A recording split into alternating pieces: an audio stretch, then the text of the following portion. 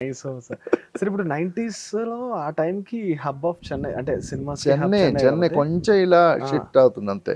మరి main hub అడయార్‌లో అక్కడే. ఇది ఉండేటప్పుడే మాక్సిమం అక్కడే ఇల్లులు, హౌసెస్ అందరూ ఉండేవి తెలుగు అవును. యాక్టర్స్‌లు అవును. అందరివి. బట్ 90-94 కన్నీ ఇక్కడికి షిఫ్ట్ అయింది షిఫ్ట్ మొత్తం. అయిపోయారు. ఓకే. షిఫ్ట్ అయిపోయారు. 95, 96 కన్నీ ఇక్కడికి వచ్చేసారు. బట్ ఈ హ్మ్. డిపార్ట్మెంట్స్‌గా కాబట్టి హ్మ్. హ్మ్. ఏం చెప్పాలి డాన్స్ డిపార్ట్మెంట్స్ హ్మ్.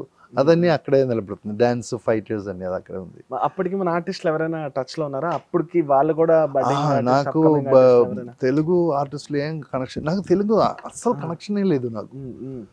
ఈవెన్ ఫస్ట్ నాతో కలిసి యాక్ట్ చేసి బాబుమోహన్ గారే. ఆ! ఆ! బాబుమోహన్ గారు, ప్రేమ అలాంటి హుహుహు. ఆర్టిస్టులే ఉన్నారు అప్పుడు. ఆ టైంలో ఉన్న కనెక్షన్. బట్ హ్మ్. హ్మ్. ఇటు రాలేదు. తర్వాత 'మనసంతా నువ్వే' బ్లాక్ బస్టర్ సినిమా మనసుంద చేశారు. నువ్వే నెక్స్ట్ బ్లాక్ బస్టర్ వచ్చింది నాకు.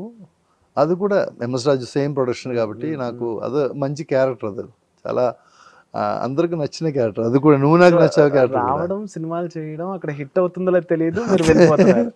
అదే అదే జరిగింది ఫస్ట్ ఒక హ్మ్. హ్మ్. 5-6 ఇయర్స్ అదే జరిగింది. ఓకే.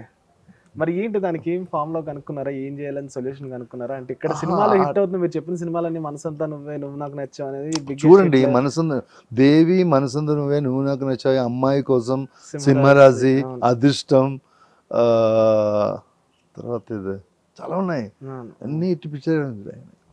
సెకండ్ ఎంట్రీ కూడా నాకు చాలా బాగుంది. సెకండ్ ఎంట్రీలో సుప్రీం ఫస్ట్, 'సుప్రీం' అవును. సెకండ్ శతమానం భవతి, హ్మ్. అలాగే ఉంది. ఎలా సెక్ సెకండ్ ఎంట్రీ ఎవరు తెచ్చారు? ఎవరి ఇంట్రెస్ట్‌లో వచ్చింది? అంటే ఇక్కడ మళ్ళీ మిమ్మల్ని తెలుగులోకి రావాలని అడగడం.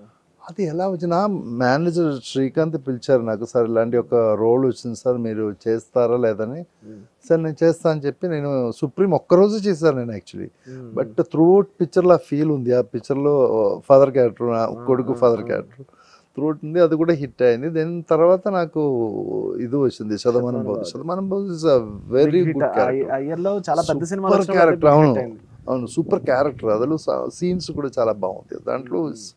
వెరీ హామ్లీ సీన్స్, మరి టచబుల్ సీన్స్ ఉన్నాయి. హ్మ్. దట్ ఈస్ అది వెరీ 'దిల్ గుడ్. రాజు' గారి ప్రొడక్షన్ అవును. అప్పటికి. దిల్ రాజు గారు దిల్లే దాంట్లో. ఆ దిల్ ది హార్ట్ పెట్టి తీశారు ఆ పిక్చర్. హ్మ్. అందుకే హ్మ్. అవుట్